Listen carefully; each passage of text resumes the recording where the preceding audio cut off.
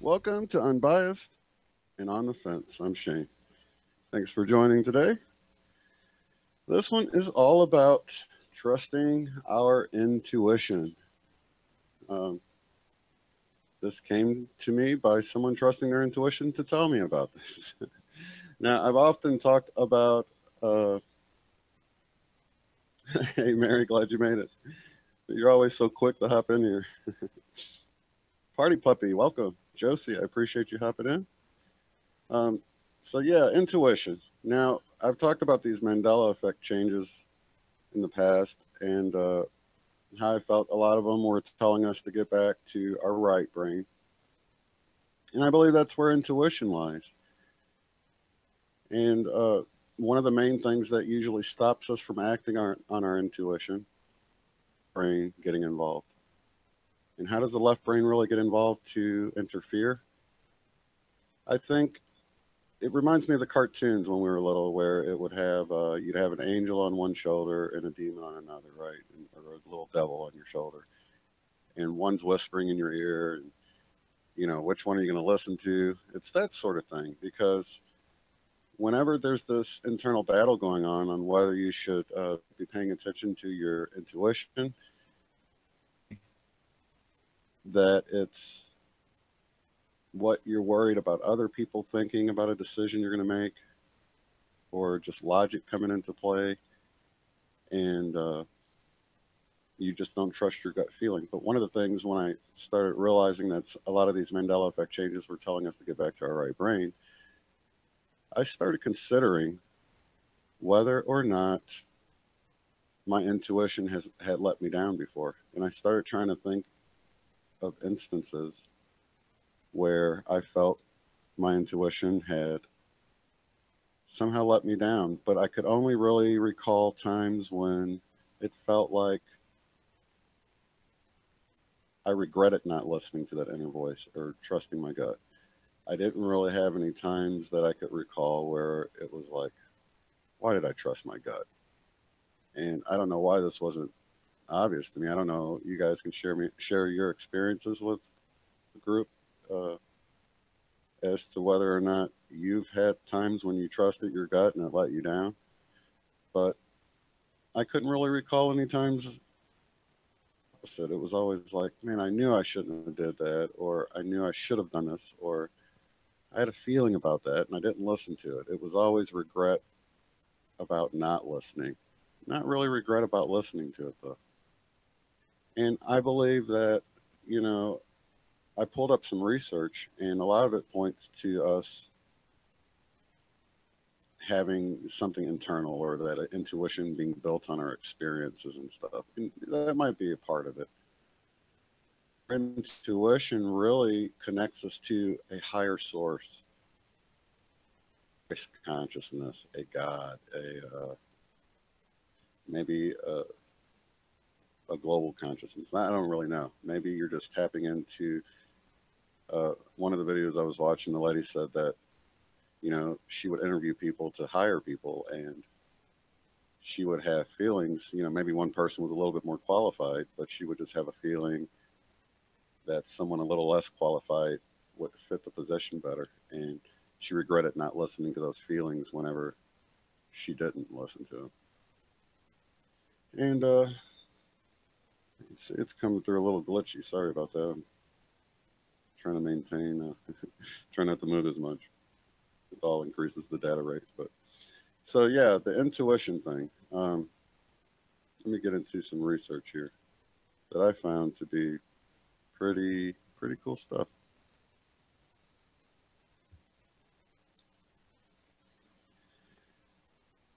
The Huffington Post. Let's see here. I got links in the description to this stuff, but let me read, because I think it's they don't really point to the fact that, you know, you're tapping into any sort of higher source too much with this, but I found that all the information was absolutely great, because it's all the things we've been talking about. You know, I had that video a while back that talked about just being in the moment, and how synchronicities bring us back to the moment we're in. And gosh, it's so powerful because all of this stuff, that things that I've learned over the years, are now coming together in a way that's just so obvious now, but it wasn't as I was learning them. But anyway, this is 10 things highly intuitive people do differently. It's important to note some people might do this naturally a little bit better than others, just like someone might be more musically inclined or more of an artist, but anybody can learn to tap into their intuition. It's just experiences and things like that have either taught us not to trust it, or we just didn't. Some of us naturally do it a little bit more than others, but this is pretty cool stuff here. Intuition is challenging to define, despite the huge role it plays in our everyday lives. Steve Jobs called it, for instance, more powerful than intellect. But however we put it into words, we all, well, intuitively know just what it is. Pretty much everyone has experienced the gut feeling, that unconscious reasoning that propels us to do something without telling us why or how. Intuition has long eluded us and has inspired centuries worth of research and inquiry in the fields of philosophy and psychology. I define intuition as the subtle knowing without ever having any idea why you know it. Sophie Burnham, best-selling author of The Art of Intuition, tells the Huffington Post, from thinking, it's different from logic or analysis. Keep in mind, that's left brain. It's a knowing without knowing. That's the right brain. So it's all connected with this whole brain thing we've all been talking about. And as it relates to the Mandela Effect, I have noticed that it seems like people that are more right brain, like, people into arts and music and maybe writing, creative, whatever their occupation or hobbies are, seems to notice the Mandela Effect changes more.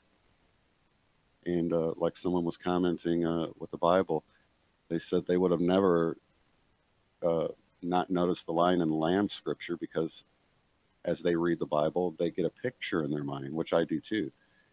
And that's a completely different picture. So while some people think, oh, you just don't remember what you read or whatever, for a lot of people when they read, they get pictures in their mind. They imagine it. I know a lot of people read really fast. I read about at the same speed that I read out loud because I get this picture in my mind as well. And I'm a visual learner. I'm more of a visual person. And perhaps that's more of a right brain activity. And that could point to why some people notice changes where others don't. I know one of the reasons why I noticed the thinker statue was because I tried to draw it several times growing up and even had problems making the fist to the forehead look right and being aggravated. And those were memory nodes for me.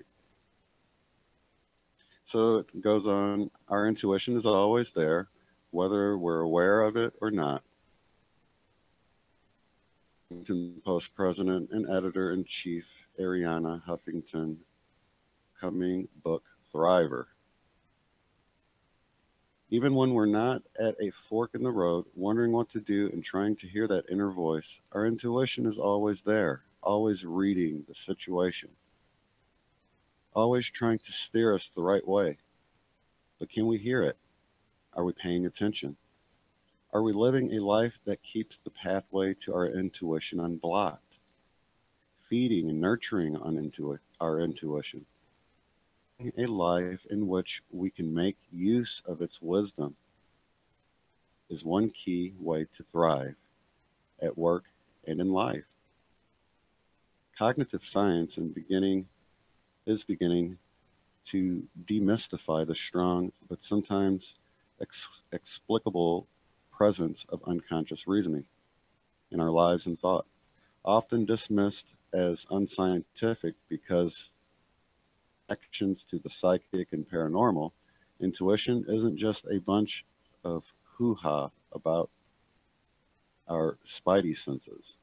The U.S. military is even investigating the power of intuition, which has helped troops to make judgment combat combat that ended up saving lives. And I think, most detectives, and there's certain fields where people use their intuition a lot, just, you know, getting a gut hunch about things and following different hunches and things like that. So it's powerful.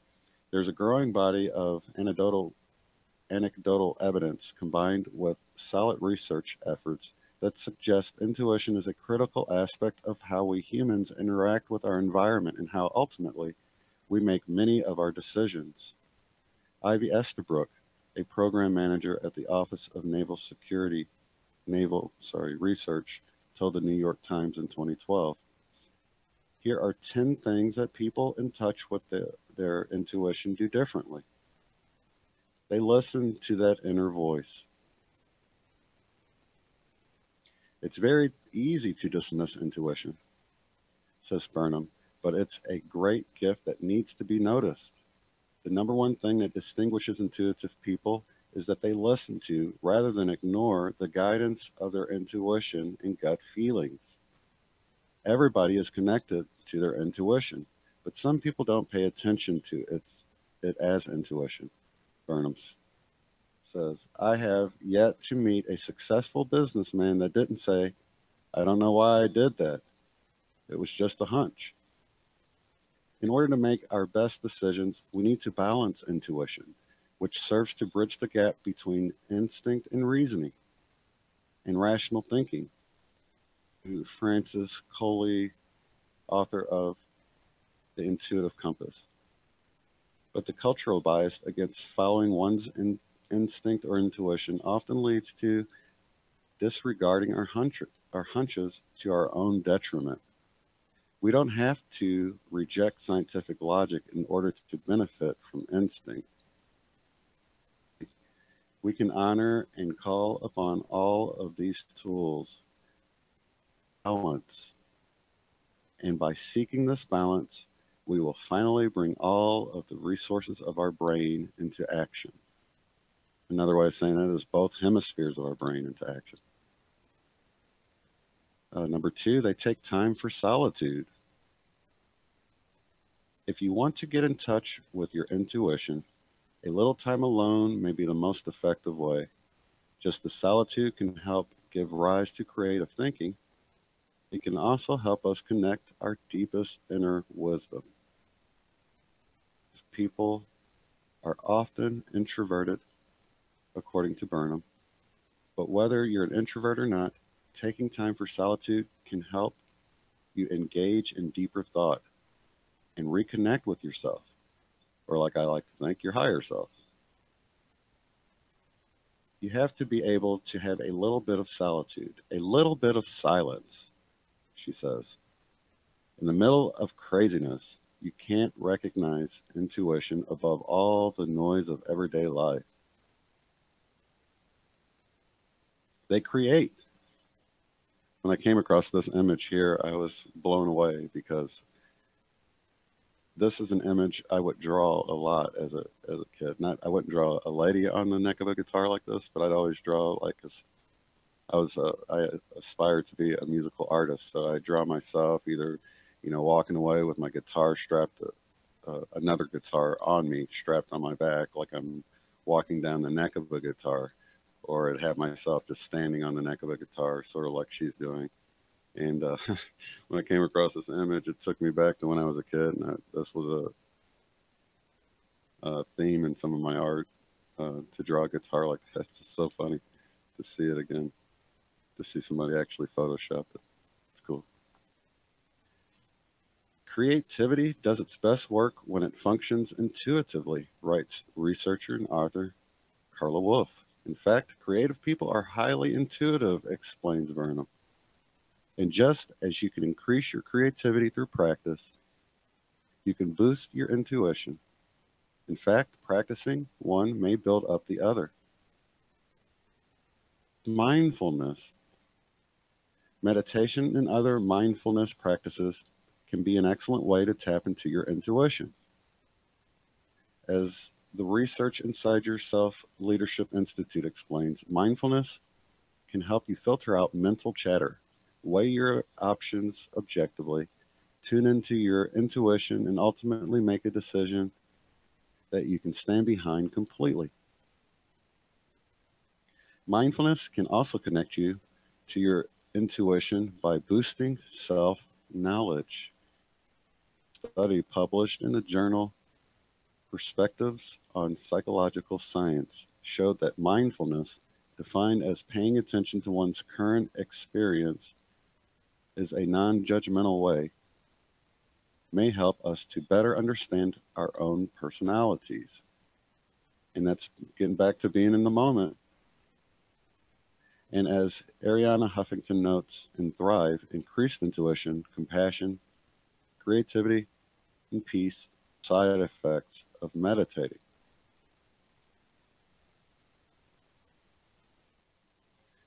They observe everything. Now, here's a weak point for me. That's why it took me over a year to realize the Mandela Effect was actually happening.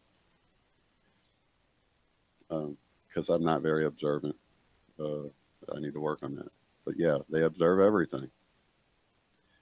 The first thing to do is notice. Keep a little journal and notice when odd things happen. Burnham says, you'll gain a keen sense of how often coincidences, surprising connections, and on the dot intuitions occur in your daily life. In other words, you'll start to tap into your intuition. They listen to their bodies. Intuitive people learn to tune into their bodies and heed their gut feelings. If you've ever started feeling sick to your stomach when you knew something was wrong, but couldn't put a finger on what, intuitions can cause a physical sensation in the body. Our gut feelings are called gut feelings for a reason. Research suggests that emotion and intuition are very much rooted in the second brain, in the gut. And that reminds me, when I was a kid, we were leaving church. We were going to stop by White Castles. We love to go there after church. And I got this gut feeling and told my mom, we're not supposed to go to White Castles. And immediately, the second it left my mouth, I'm like, why did I just say that? And she was like, no, you got to trust those feelings. That was one of my very first, now I don't know what would have happened, but I did trust my gut, and to this day, it stood out that that was one of those instances that you remember for life. And I didn't get that chocolate shake, but anyway, they connect deeply with others. Back to the right brain here. When you're in your left brain, it's all about ego. It's all about the I am. Getting into the right side, you're connecting with others. You're connecting with love for others, and helping others, things like that. Mind reading may seem like the stuff of fantasy and pseudoscience, but it's actually something we do every day. It's called empathetic accuracy. Sorry, empaths, I messed that one up. A term in psychology that refers to the seemingly magical ability to map someone's mental terrain from their words, emotions, and body language, according to Psychology Today. And I want to add to that facial expression. A spider crawling up someone's leg, you feel a creepy sensation, writes in Psychology Today. Similarly, when you observe someone reach out to a friend and they are pushed away, your brain registers the sensation of rejection. When you watch your team win or a couple embrace on television, you feel their emotions as if you're there. Social emotions like guilt, shame, pride, embarrassment, disgust, and lust can all be experienced by watching others. To your own emotions and spending time both observing and listening to others face to face can help boost your powers of empathy, says Reynolds. I know some empaths in here are probably thinking, I need to tone mine down a little bit. They pay attention to their dreams. Burnham recommends paying attention to your dreams as a way to get in touch with your mind's unconscious thinking processes. Both dreams and intuition spring from the unconscious. To tap into this part of your mind by paying attention to your dreams. At night, when you're dreaming, you're receiving information from the unconscious or intuitive part of your brain, says Burnham. If you're attuned to your dreams, you can get a lot of information about how to live your life. And to add to that, I want to say that it's nice to keep either a journal or what I'll typically do is just start my phone up and record my dream while it's fresh in my mind. And it's amazing how I've gone back and watched dreams where I did that, and it just brings the dream right back to you when you do make a note of it like that. But if you don't, you forget about it. It goes away really quickly. Okay, so they enjoy plenty of downtime. Leisure is super duper important. That's one of the problems with society right now, according to the law of one, that people aren't evolving properly and growing as much as they could because we're stuck in the grind of working and we don't have enough leisure time. And then the leisure time we do have, we spend playing stressful video games or watching TV or something like that. But yeah, so I'm kind of stuck here because of that, according to the law of one raw material. I thought that was interesting. But they enjoy plenty of downtime. Few things stifle intuition as easily as constant busyness, multitasking, connectivity to digital devices, and stress and burnout. Just talking about this in his live stream. According to Huffington, we always have an intuitive sense about the people in our lives. We know the good ones from the flatterers and dissemblers, but we're not always awake enough to our intuition to acknowledge the difference to ourselves. The problem is that we're simply too busy.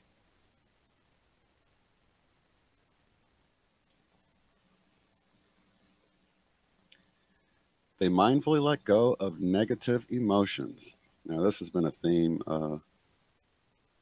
we've been talking about on here on this channel, all of us, about fear and letting go of negative emotions. And this is you can see because it's actually one of the videos a while back. It showed how we're in a different part of our brain. We're in the fear. You're in that flight or response, what they call the reptilian brain in that video. And so you're not even in the right part of your brain when you're sort of surrounded in negative emotion. Strong emotions, particularly negative ones, can cloud our intuition. Many of us know that we feel out of sorts when we're upset, and it may be because we're disconnected from our intuition. When you are very depressed, you may find your intuition fails, says Burnham. When you're angry or in a heightened emotional state, your intuition can fail you completely. The evidence isn't just anecdotal. A 2013 study published in the journal Psychological Science showed that being in a positive mood boosted the ability to make intuitive judgments in a word game. That's not to say that intuitive people never get upset, but your intuition will fare better if you're able to mindfully accept and let go of negative emotions for the most part, rather than suppressing or dwelling on them. Now that takes me back to, let me switch back here. Do you guys remember when I had pulled up, make sure I'm coming through still. I had Jill Bolte Taylor, I believe her name was. She had the stroke where she lost half of her brain. She was a brain scientist. She has a TED Talk. I brought it up in one of the videos a while back. But she was explaining how she lost her left part of her brain. She had to learn to read again, how to write again, how to make puzzles, put puzzles together, all sorts of stuff. She had to go back to square one, and she lost that ego. She lost all the baggage that most of us carry around from our past. she because of that, she learned that when we get angry about things, it only takes, I think she said, 90 seconds for the chemicals that are produced from being angry to go away. But because we're not in the moment, a lot of times we'll dwell on things in the past that bring up negative emotions. And if you would just push them out of your mind the moment they come through your brain, they would be gone in 90 seconds. But we don't. We wallow in it. Yes, it was a TED Talk. Yep, there's a TED Talk.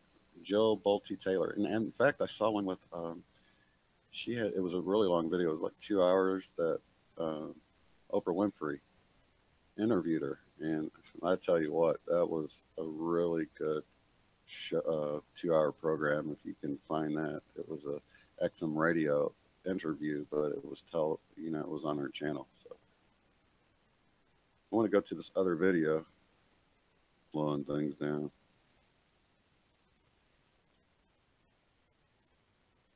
I thought this was really powerful. This is actually a TED Talk here. Um,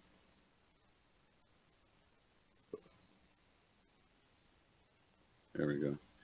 So yeah, I had a little part, and I'll let this play, and then I'll be able to chat with you guys for a minute. And I knew I was being asked to go within and listen. And what I noticed was that I was extremely unhappy, emotionally, mentally, and physically exhausted. I had no idea what I wanted to do, and I felt completely lost. So in this place of desperation, I pleaded, what am I supposed to do with myself? And then this voice within said, do what you love. And I thought that that was a joke. I thought it was actually quite cliche. Do what you love and the rest will follow. But I decided, since I couldn't talk anyways, I might as well explore that. And I asked, all right, fine. If I'm going to do what I love, if I can wake up every single day and do something that made me totally happy, what would that be? And the voice within said, painting and giving intuitive readings. I knew I could not go back to a life unfulfilled and a life that was actually making me physically ill. So I chose to trust in that inner voice, commit to this path, and it has evolved into the work that I do today. And my body got healthy. So, if we've all got this super rock star internal GPS system within us that creates opportunities, saves us time, money, and heartache, then why aren't we using it more often? How many times do you have to go through that frustration of, damn, I should have listened to myself. I should have listened to myself. This is not about whether or not intuition exists within you. It's about recognizing and releasing the blocks that get in the way of you trusting your inner voice. The way that intuition works is that our bodies act as an intuitive antenna.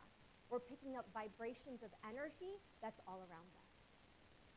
In a 2004 study at the Institute of Heart Math, there were 26 participants who received 30 pictures of 30 calm and 15 emotionally arousing photographs.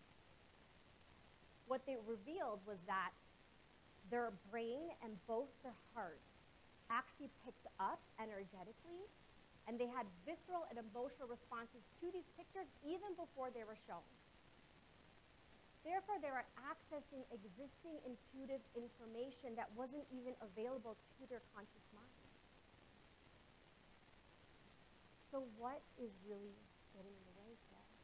Because when it comes to making big decisions in our lives that matter, your body is already picking up intuitively what's in alignment to you. So I've noticed that we all have this frenemy that we are so close to, and that is fear. Fear keeps us from being present, it disconnects us from our body, and it doesn't allow us to really listen to what's going on inside. But I want to get specific because there are two major fears that really get in the way. And that's the fear of change and the fear of being alone. Trusting your intuition will always take you outside of your comfort zone. It is a tool for growth and transformation within you. So if you're wanting to create something in your life that you've never experienced before, it's going to be outside of what you've normally experienced in your life. And as humans, we are creatures of comfort. Our ego, and when I refer to ego, I'm talking about the fear-based mind, does not like to shake things up. It likes to know what it knows, even if what it knows is miserable. So the fear of change will arise in multiple ways when you're moving outside of what's comfortable for you. Yet change is a natural process that we all go through. We're always growing, we're always evolving, and we're just like a tree. So when the seasons shift and summer turns into autumn, a deciduous tree goes into its journey of dormancy. At that time, what happens is the layers of these layers of cells called the abscission layer that develops and forms a hardened layer right between where the stem meets the branch. And then it gradually disconnects the leaf from the tree. And then naturally, as the wind blows, what happens? Leaves start to fall. And what's beautiful about this process is that when that leaf falls, it leaves a scar on the branch. Just above that scar is a little bud containing next spring's leaf, just ready to bloom.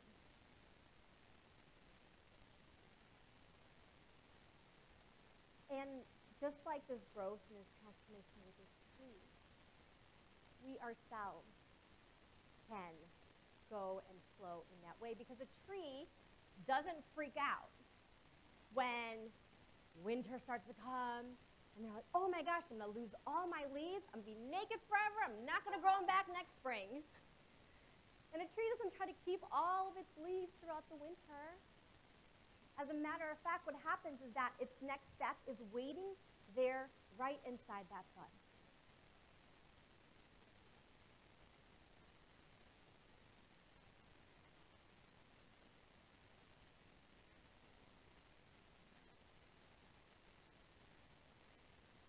Okay, I'm going to stop it there because it's not very loud. I do have a link below, so you guys can check that out on your own time, and that way you can turn it up yourself.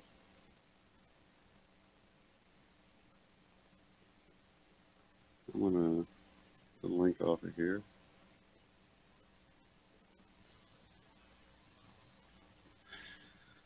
All right, so hopefully I'm not blasting you away now. Let me turn it back down a little bit. Okay, so yeah, so basically she explains how she went through a process of having to trust her feelings. She was, in a life where she was doing what was acceptable to other people, but she wasn't really following her gut. She wasn't doing what she loved to do. And I was in a similar position. As they say in church, I had to step out on faith early on because I'm going to close this other window and see if that'll speed things up.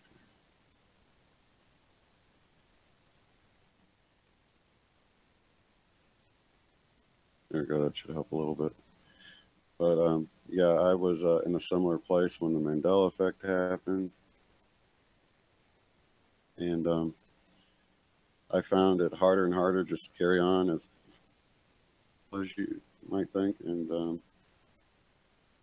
I decided that, I was going to do what I'm doing here now. And I decided that I knew things would work out somehow. I did things to reduce my cost of living and made adjustments. And, I would have thought they would have been hard to do, but they weren't hard to do at all. And everything has worked out, I feel bad because I think my wife is worried a lot more about it than I have, and I've just tried to tell her, just don't worry about it. Things will work out.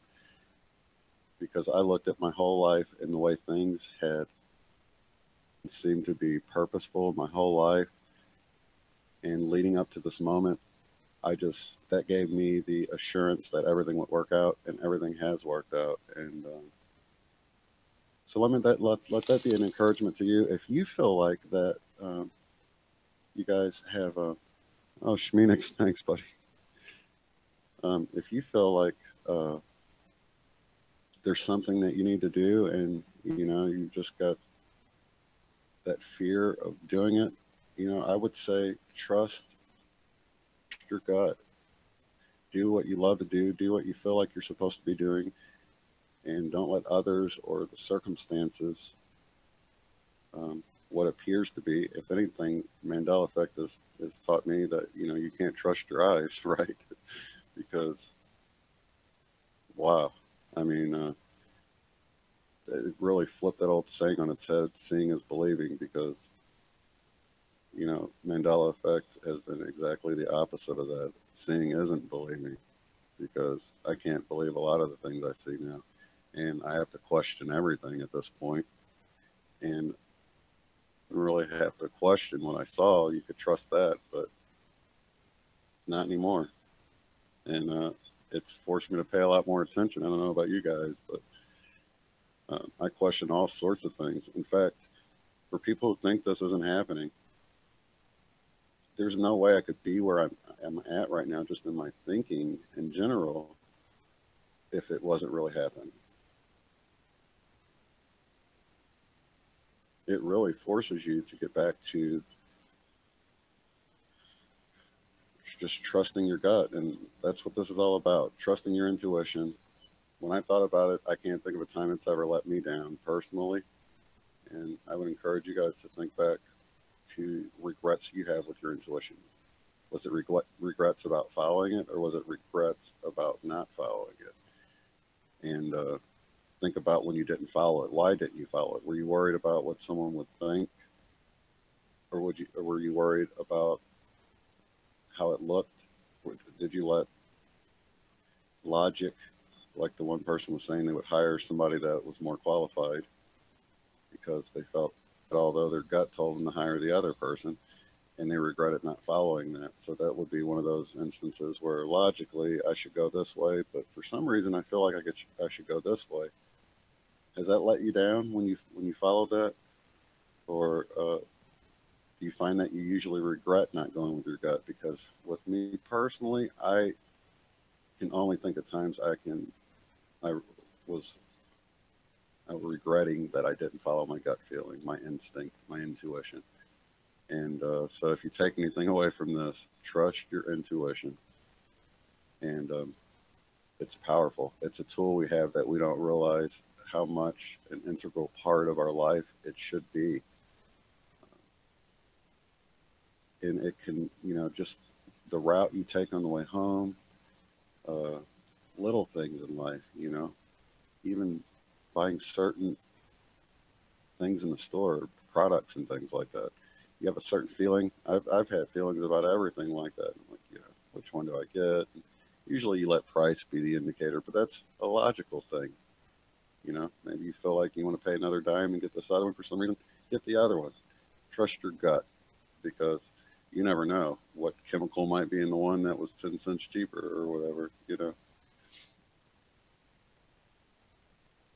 So with that, this is kind of a shorter broadcast, but I had such a blast yesterday chatting with you guys after the video that I feel like I'm missing out on all that. But that's pretty much all I had to say as it relates to intuition.